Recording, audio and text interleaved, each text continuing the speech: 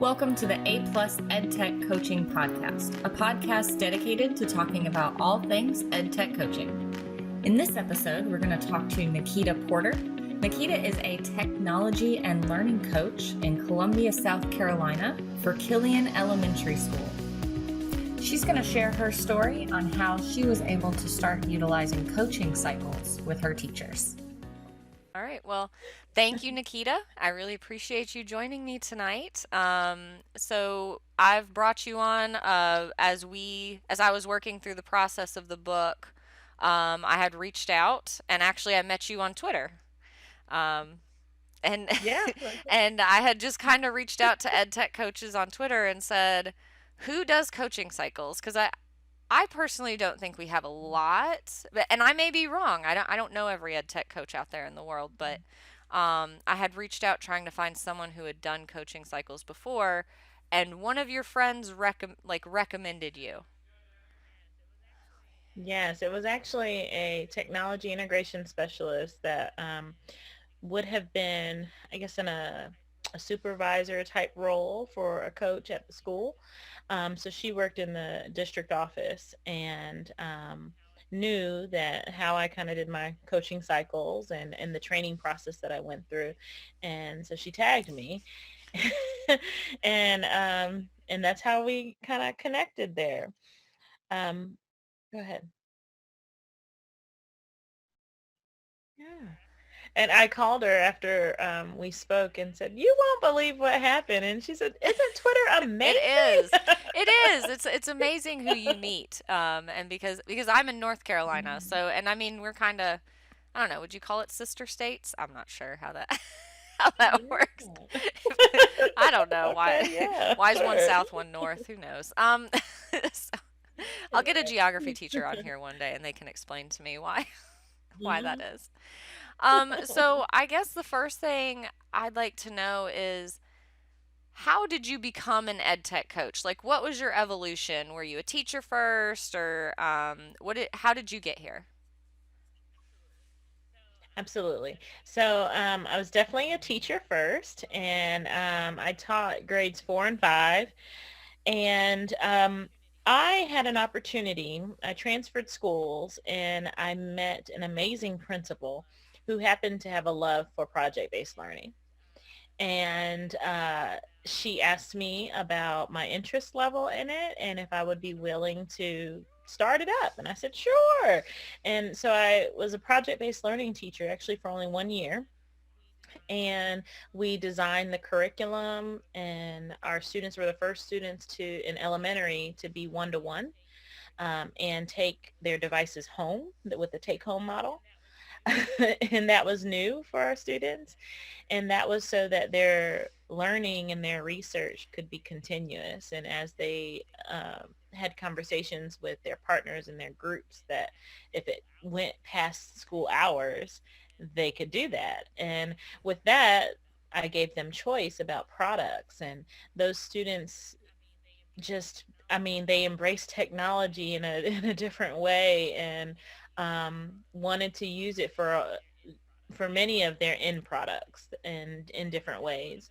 So I had a lot of attention, and visitors come through and see that, which led to someone recommending me to become a technology and learning coach so that I could encourage others to tackle it the same way.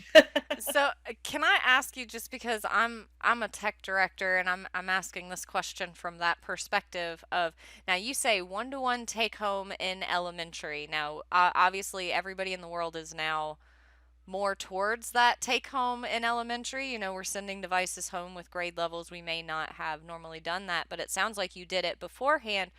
Was it K through 5 that took these devices home, or was it 3-5 that took them home, or what was the grade level that?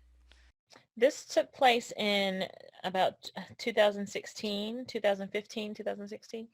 Um, Actually, no, it was 2014, 2015. So this took place 2014, 2015.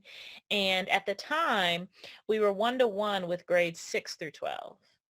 And so elementary, we were one-to-one K through 12 actually, but our elementary students did not, K-5 did not take their devices home. And so with the project-based learning, I knew that they needed access at home. And so I just asked the question. I said, can my students take their devices home if I'm piloting this? And we asked our technology integration specialist who asked the district, and they sent home permission slips. And as long as the parents paid insurance and signed the forms, they were okay with it. And so these fourth graders were the only class in the entire school that took cases home with Chromebooks, and they were the first ones to do it in our school district. And they were responsible and they loved it, and their work was authentic, and it was an amazing experience. I really enjoyed it. I still talk to some of those students today, and they were ahead of their peers because they entered middle school and had already learned how to use many of the resources they used when they were in PBL. So that was cool.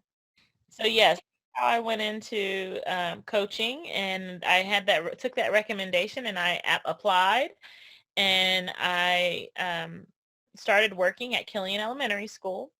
And when I walked in, the coach at the time actually spoke to me for a little while, and we actually met a couple of times. And she said, before you came in, many years ago, I was what they call IT, and then we transitioned into coaches. However, that transition was very difficult because the people who are here view you as IT. It's hard to make that. You have to rebrand yourself as a coach. And so she gave me advice, and she said, I want you to look at this as you're doing it for the first time, and not about what I used to do or what they're used to. I want you to look at this as a clean slate, and they've never met a TLC before. And I said, okay. And that's what happened. And so I went into the role, and I started training with our TISs, our technology integration specialists. And we used this training model called peer coaching. And it was by, and I'm going to mess the pronunciation up. It's Les Okay. Foltos, I believe. Les Foltos. But that's the book. It's peer coaching. And that whole year I was in that cohort, and it talked, we talked about these coaching conversations we would have with our teachers, and how it's not about suggestion of tools, and you would ask questions and guiding questions that would allow them to discover how they would integrate technology on their own and to be successful. And then also how coaching is not a one-stop shop, and we have one conversation, you're done.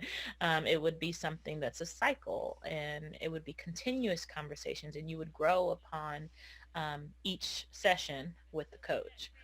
And so through that training, they challenged us. They said, you need to get 3 people that you're going to complete coaching cycles with. And they may flop and they may be successful, but we're going to just kind of work with them. And I was actually really successful with 2 of the 3. And it was just hard to balance in the beginning, more than one teacher, and and hold them accountable, and continue to meet with them, and not let it fall to the wayside when things get busy in our world. Can So you um, can not you on their. speak a little bit more about, because something you just said, like, I think is the epitome of what coaching cycles can be compared to what those coaching Mhm. conversations are. So you said not Okay. a suggestion of tools. Because I think, and I don't know if Yes. you've seen this before with teachers who they might look at the ed tech coach, and I know you call it a TIS. I'm going to continue to say ed tech coach just for simplicity. Um, Yes. but the ed tech coach is often seen as the person I go to figure out the tool that's going to solve my problem. Have you run into that? Mm. Yes, and or um, the question of what tool can I try next? And it's not about that. We've got to remember that the learning takes place first, and that's the most important part of this. And if you lose that, it's not going to be as effective. And so what we would do is more so look at what the outcome was. What is the assessment? What type of assessment are you going to be using with your students? And what should the student be able to do? And then when you look at that, you could narrow down what different tools you might want to offer as choice, and then allow the students to decide what they will use to convey that they've learned that, or to use as they learn, depending on what the topic is. And so I had to work my conversations to get to that point, because they assume that I would come in and give them all these suggestions of what they should do. And I didn't do that. And I asked a lot of questions about what they were doing and what they wanted their students to learn and how they were going to do that. And and then they would give you a little bit, and then you follow up with another question to make them dig deep into what they wanted the outcome to be. And that would lead us to different tools to use, or how they were going to teach a specific standard. Because it could be that the students weren't going to use it, but the teacher would use it in order to teach So and it be more sounds to me effective. like you, and correct me if I'm wrong, but what I just heard was that you're using questions to push the teacher to reflect deeper and to really get to the root of what it is they're trying to accomplish in the class before you ever make a suggestion or even think about making a suggestion. Absolutely. I also learned through our coaching cohort that the minute you give a suggestion, that automatically gives you ownership and not the teacher, and you take away from that. And if something were to go wrong or fail, it is not their fault. It will be your fault. You, the coach that suggested that I do this, are now at fault that this didn't work out. Or technology, with technology, things happen, and sometimes things work out smoothly and sometimes they don't, and you don't want to be the one at fault. Because not only that, you might not be there. You might not be in the room to throw the lifeline out there. And so you want the teacher to feel confident. You want them to feel as though we're doing this together, even if it's something, and if it's something new, you want them to be okay with trying it new. And you may or may not be there to help them or to coach them along in that moment, but you want them to be okay with making that decision. So now I have to ask, and you're welcome to say no, no comment on this. But you said of your first group of three that only two of them felt successful. Yes. What did you learn Mhm. from number three, the one that wasn't successful? Or what can you tell us about the one that wasn't successful? I think they were being compliant, or felt like they were being compliant. Here I am, the new coach in the building, and I approached them about doing this coaching cycle. And I feel like it was more so, okay, you're asking me to do this, I'm going to say yes, but they weren't really So ready. And so in our first session, it wasn't what they thought it was going to be. And so then there's the scheduling. Oh, I can't make it, different. yeah. And it just kind of fizzled. Um, but I just don't think they were ready. And I didn't pick up on the cues. Can you tell us some of the cues? And What are I some of the also, cues? yes, yes, yes. Some of the cues were that they were really busy, or they'll get back to me, and then they didn't follow through. Or I'll email you tomorrow, or I'll look at my calendar, or let me finish teaching this, and then we can look at it, because I'm in the middle of teaching this. So as though you were going to stop teaching to squeeze this technology in there somewhere. So I don't think they really understood what the purpose was. And if they're rescheduling so many times to where you forget where you left off, um, then you probably don't want to push it. Because if you push too hard, you push them away, and they might not welcome you back. And I actually, that the third one later on became a teacher that I coached when they were more ready. But it was new. It was new, and it wasn't what they were used to. So, and I think also the time that I spent and the conversations that take place when you're starting something new and how strategic you have to have buy-in, I think I devoted more of that time to the first two, and that was probably all I could balance You at that speak a lot time. about balance, and I want to get back to that. I've got it circled in my notes over here for us to come Mhm. back to.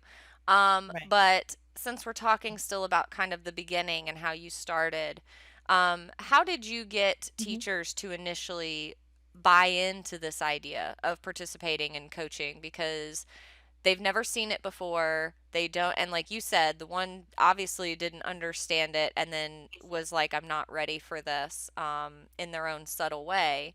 But how did you start getting teachers to start buying into this? Well, after that year, the following year, well, prior to the following year, I wrapped the year up. And when I did that, I met with the teachers as teams, and I talked to them and I said, I want all of you to schedule a time with me one-on-one. And because I realized that the team thing was really hurting me because we weren't all on the same page. And if you had one person who just did not want to work with you, it would spread. So I said, I'm going to meet with each of you guys individually before the year's over. It would be part of your checkout process. And you're going to meet with me and we're going to complete a survey together and just talk about how we'll work together in the future. And I just told them what it would look like. I said, okay, erase everything we've done. We are no longer going to meet as teams. We are now going to work based on when you and I schedule a one-on-one session. And they were like, what? And I said, yep, it's going to be differentiated coaching, kind of like how you differentiate in the classroom. I'm going to do that with you. And that way you never have to sit through a meeting that doesn't pertain to you or is about something that you already know. And then you would get the head nods. They're like, oh, yeah, right. And so that also showed them that I respected their time, and that I was looking for a more meaningful session with them, and I really cared about what they learned. And so we completed a survey that actually was done with me in my coaching cohort called a danger and risk assessment.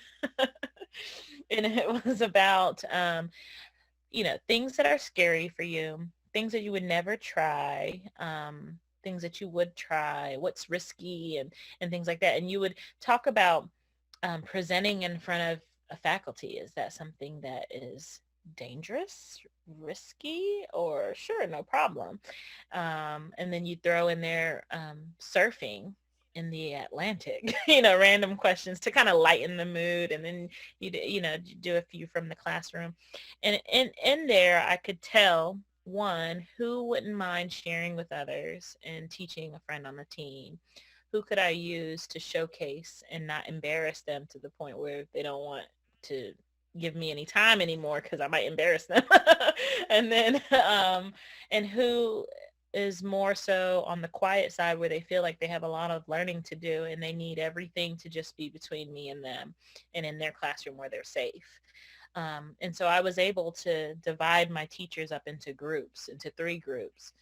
The really shy ones that I had to approach in a different manner with my big loud personality and be a little bit softer with.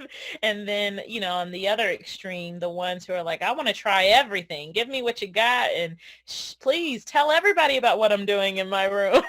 And so I would divide them up into 3 groups and then devise a plan of how I would tackle the next year. So, can we clarify just for everybody who's listening, how many schools do Yes. you actually support? One. One school. I couldn't imagine more than that. So now I'll also tell you that every single school has a technology and learning coach. So you have that one person, so that because if you build these relationships and another person comes in after you, it's like you got to start all over again. Um, and I'll tell you, with me just being the one person at that school all the time and being a part of a school that had an administration that truly supported me being the coach, although there are other obligations that you have, but they truly understood that my goal was to meet with teachers and to support them, and that once I built that trust with them, I had to set them as a priority. So anything else happening in the school, if a teacher took time to schedule a meeting with me, that had to go above everything, because if I canceled on them, they might not schedule again. And that was really important. And so I would even, the beginning of that year, I met with my principal, and I invited my TIS and we had a conversation together about what my role would be and what was important to me. And I stated to my principal at that time, so what this means is if I'm coaching a teacher and I say I'm working with a teacher right now, I may not be able to get pulled. And they understood, and it was never a surprise later on. And so you walk around the school with a walkie-talkie and they call your name and you say, I'm working with the teacher right now. I'm going to go ahead and turn my walkie down. And they say, okay, sure thing. And that's it. And then the teacher looks at you and they're like, wow, I'm Yeah. I mean, I special. was an ed tech coach and I had that walkie on me at all times, and I remember being in Right. classrooms trying to co-teach, and then all of a sudden the walkie would start to, and I'm like, oh, gotta turn that off. Or I'd, finally realized I Mhm. should probably just let my principal know that I'm unavailable at that moment. It's okay to shut off the Right. walkie. Um, It because is, at the end of the day, absolutely. it's the students and the teachers that we're there to support. So, Mhm. And then you also, when the teachers get used to you being called away, they would even say, oh, it's okay. I know you're busy. And try to fill that in. I'm like, no, no, no. You got the wrong idea here. now, I'm here for you. do you ever get the I used to, when I was an ed tech coach, I used to get this comment all the time. I know you're busy, but when you have time, can you help me with, and trying to change that mindset of, no, you are my priority, not the inventory Absolutely. I've got to do, not the cleaning of the Chromebooks or the whatever else piece they've tried to, I've been pulled into. You are my Right. priority, and I am here to support you. Do you find that it's hard to change that mindset? Yes. And still today, I've worked with these teachers for 6 years now, and I still get it. As many times that I've worked with them independently, just, crossed out other things to work with them, they'll still say, I hate to bother you, or when you have time. And I tell them, no, when do you have time? When are you available? And I'm there. And I still get it. So I don't So know where that comes so from your or why that schedule is. is 100% open. You're not teaching any like classes, you're not scheduled to be in anywhere unless a teacher has scheduled you to be with them. Am I hearing that correctly? Correct. So I have a morning duty before Mhm. classes actually start, and then I have an afternoon duty that starts during dismissal. And in between that time, I have an open calendar, and tied it with a booking website that would connect with my Google Calendar. And so the teachers could actually go to my signature line, click on that, and see my entire calendar and pick their time. And the only time I was booked, it would be when I'm scheduled to work with another teacher.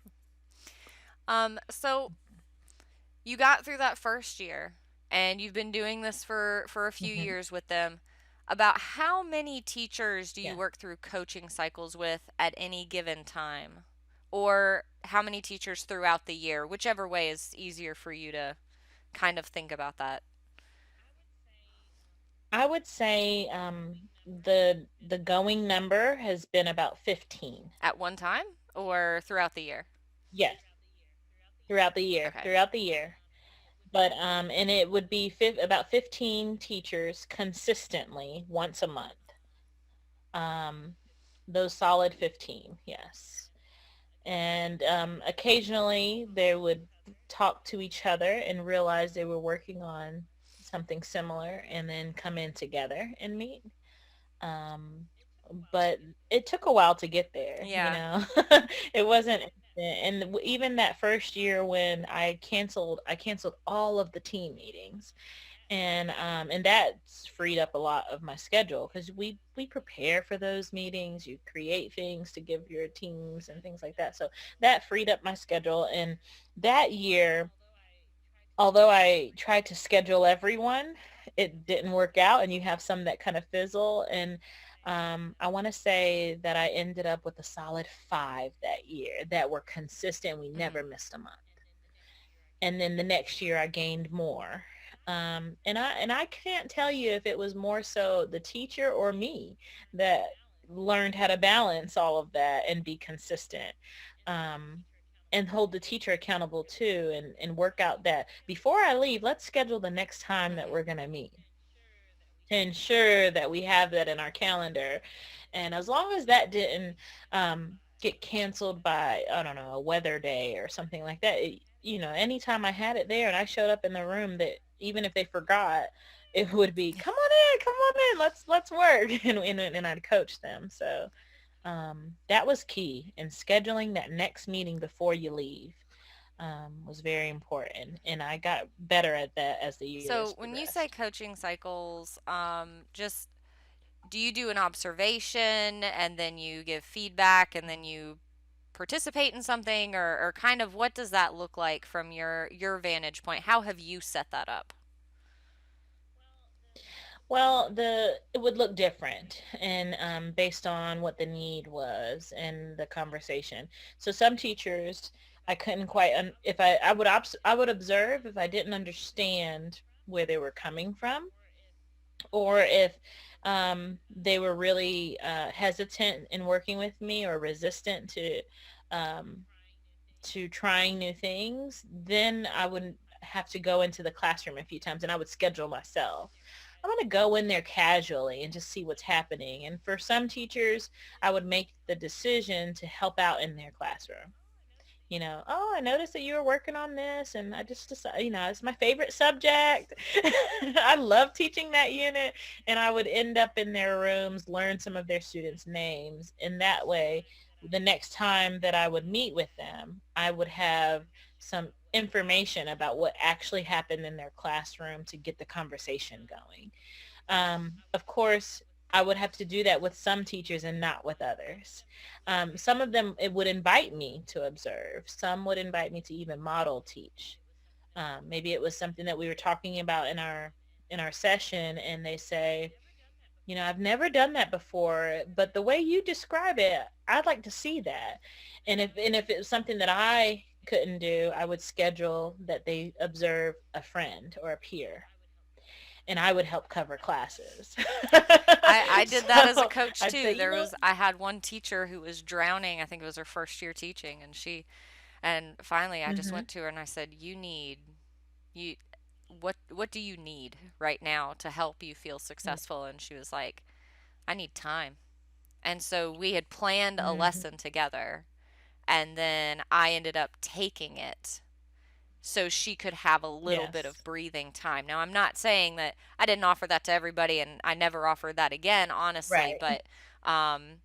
but in that instance, that's what that teacher needed. And so that's one of hmm those things that, anyway, to go off topic again. I had one that would tell me that second graders can't do that.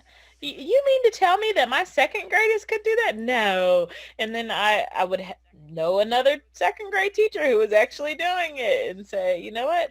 I want you to go and just watch them and see how it works, and then we'll come back and then we'll talk about it and see what you think. And then they would see it in action and say, whoa, I didn't realize that my second graders could do this. And all that came from questions that I would ask. Have you ever thought about no?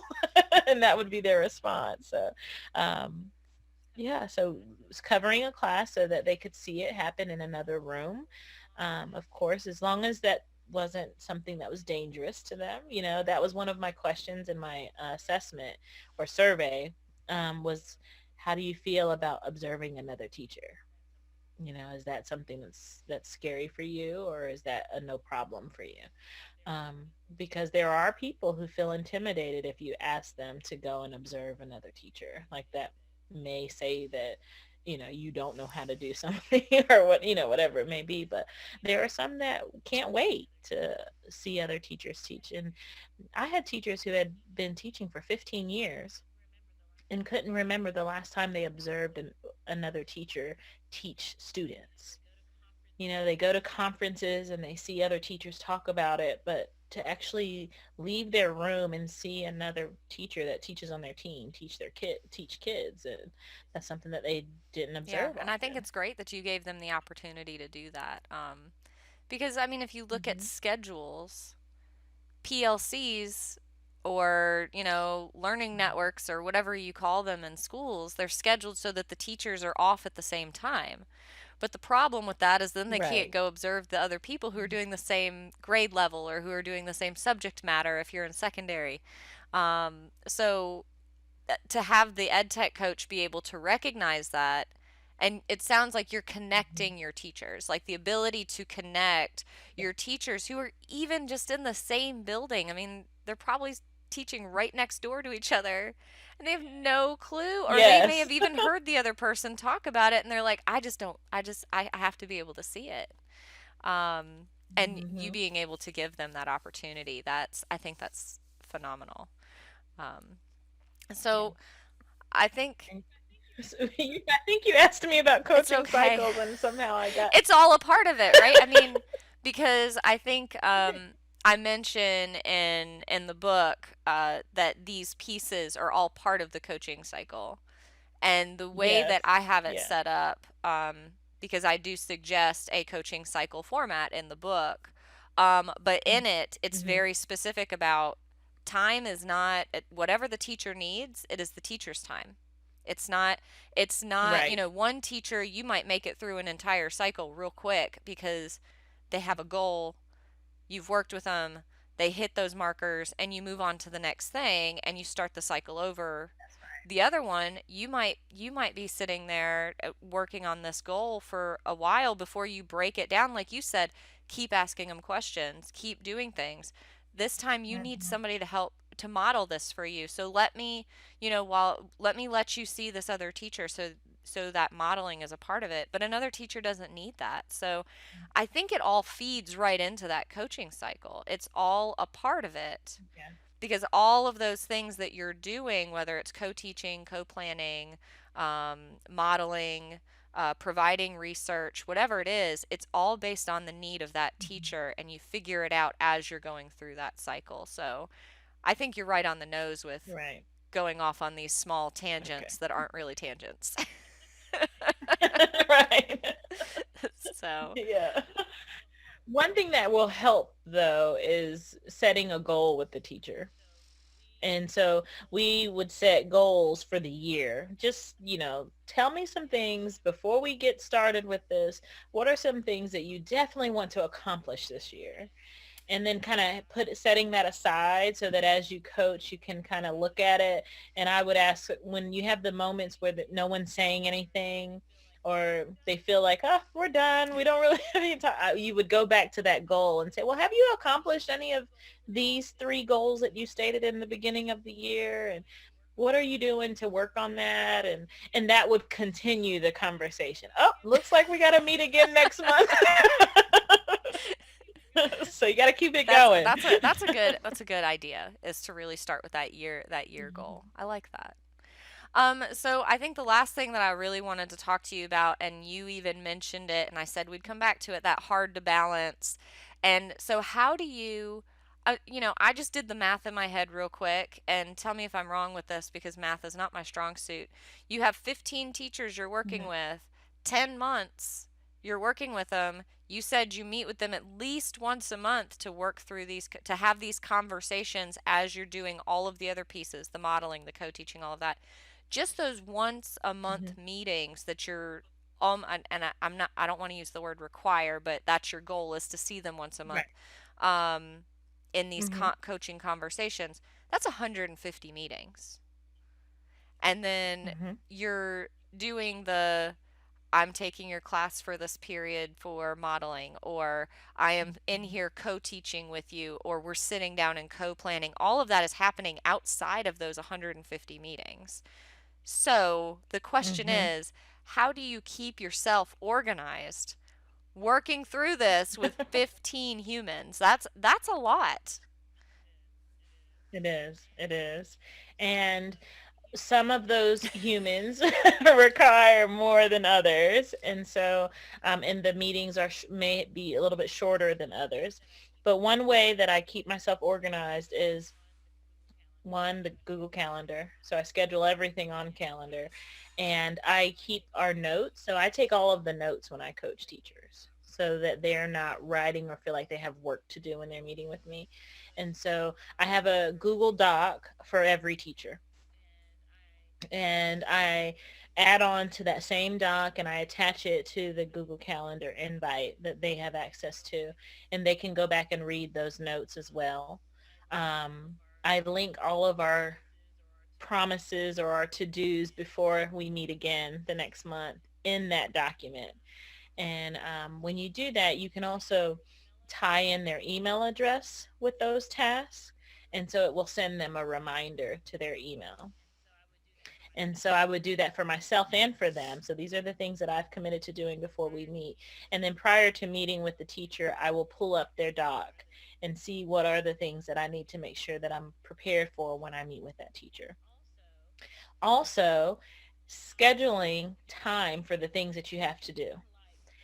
Like the website. So I monitor my school's website. So I made sure that every Thursday at this certain time, it's the times when you know that teachers aren't going to book you, that 8:30 time, 8:15 to 8:45 time when kids are coming in and breakfast and all that stuff. I would make sure that that was my time to work on the website. And so I would do that weekly, and the newsletter that they would send out to the staff, I would have to put a post in that, and I'd schedule that at the end of the day when they're getting ready for dismissal, and make sure that I do that every week for 15 minutes here.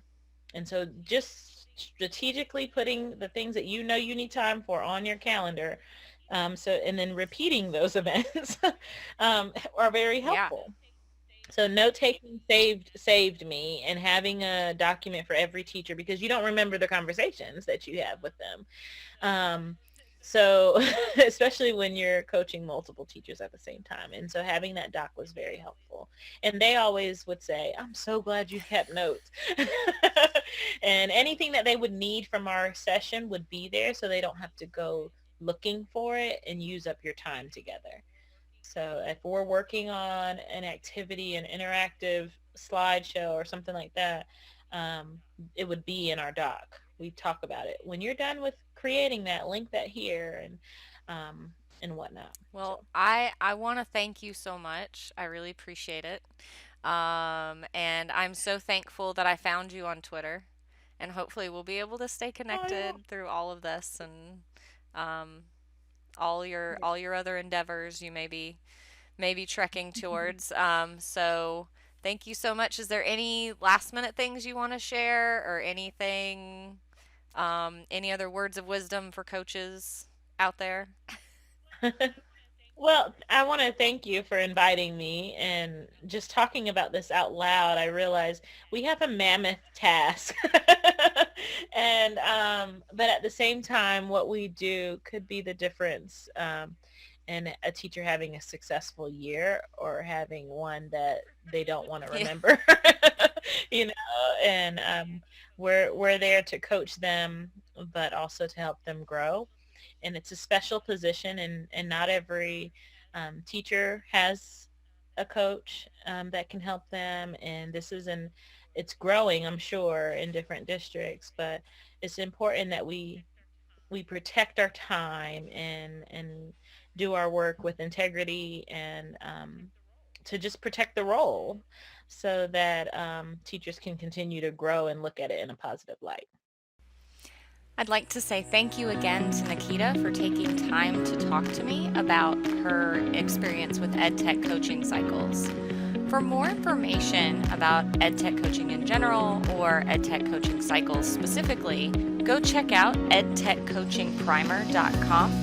While you're there, if you want to be on the podcast, check out the blog podcast page and fill out our form. I will reach out to you and we'll schedule a time to chat about EdTech coaching. Thank you so much for listening.